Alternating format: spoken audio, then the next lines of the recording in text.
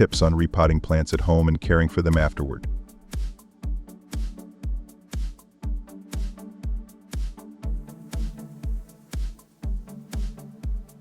Hello dear friends, welcome to our channel. Today our topic is about repotting plants at home and caring tips afterward. Whether it's your first time tackling this task or even if you've had some experience before, stick with us to gather more information in this area. Points to consider when repotting plants at home. Repotting a plant doesn't necessarily mean changing the currently planted vegetation, but rather changing the soil or the composition of the pot can also be reasons for this change. Fresh soil implies new nutrients. When selecting a new pot, try to ensure its diameter for tabletop pots is not more than 5 centimeters, and for floor pots, not more than 10 centimeters. If you're replanting a very small plant into a new pot, your new pot might only be 1 to 2 centimeters larger. The size of your plant's new home is crucial because the larger the pot, the more we tend to water it. Small plant, large pot, plenty of soil, lots of water, accidental kindness. You don't want your plant to swim in soil or have little room for growth in the months ahead. Timing for repotting plants. Plants usually benefit from being repotted into a new container every 12 to 18 months depending on their active growth. Some slow-growing plants like cacti can go for years in the same pot but may just need soil top-ups.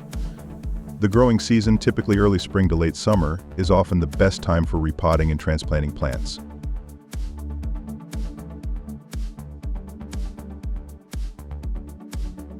Since your plants are actively growing during this time, they'll benefit most from the extra space and fresh nutrients. Not sure if your plants need repotting or not.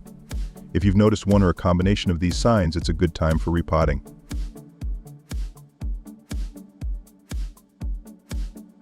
Roots are starting to grow through drainage holes at the bottom of the pot. Roots are lifting the plant upwards and are almost coming out of the soil.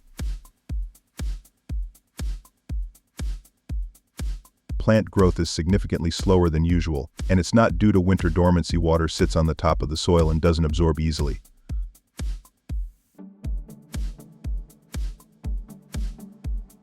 The plant feels much heavier and may tip over easily. The potting mix dries out faster than before and requires more frequent watering. The size of branches and leaves of the plant has more than tripled since its last planting. There's a noticeable buildup of salts and minerals in the plant or its potting mix. It's been over a year since the plant was last repotted.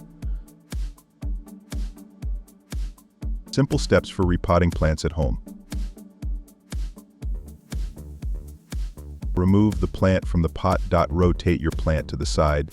Gently hold it alongside the stems or leaves and tap the bottom of its current container to release the plant. You may need to gently tug on the base of the stems to help it along.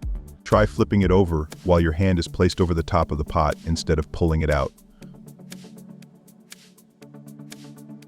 Rotate the plant a few centimeters in each direction to loosen it and encourage it to come out.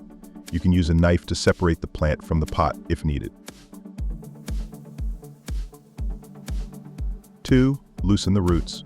Gently loosen the plant's roots with your hands. You can trim any excessively long thread-like roots. Just make sure to leave the thicker roots at the base of the stems and leaves. If your plant is root-bound, the roots will be tightly wound in dense circles around the base of the plant. Loosen and trim the roots as much as possible. Trimming older roots encourages the plant to flourish in its new pot. Remove roots growing from the center of the root mass. Now that only new and healthy roots remain, spread them out to encourage outward growth instead of inward growth.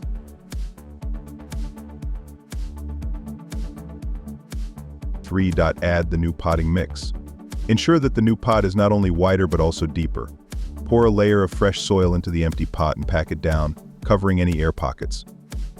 If your pot has drainage holes, layer the bottom with pebbles or similar materials, rocks, gravel, etc. before adding the potting mix. The goal is to create crevices for excess water to drain away from your plant's roots.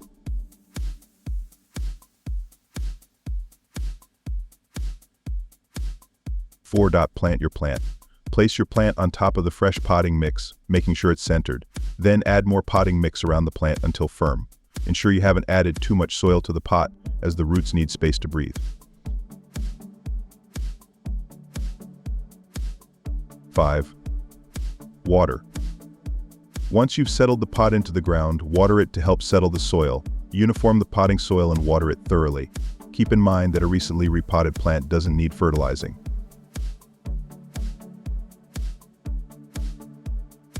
What to do after repotting. Now that your plant is in a new pot, make sure to continue caring for it properly. During this time, your plant will need a little more water. The roots may start growing and need extra moisture. Keep the pot away from full sunlight as it will be more sensitive during this period.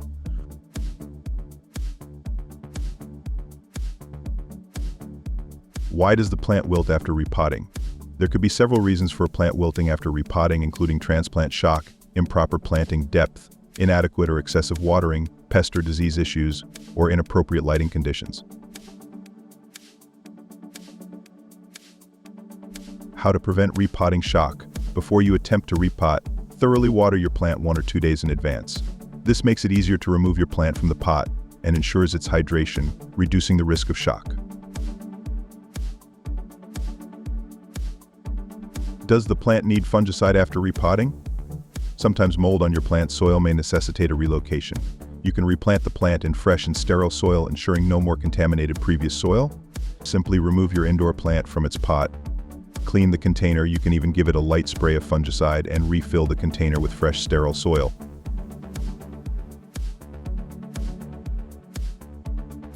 What fertilizer should we use after repotting? Suspend fertilization for about a month.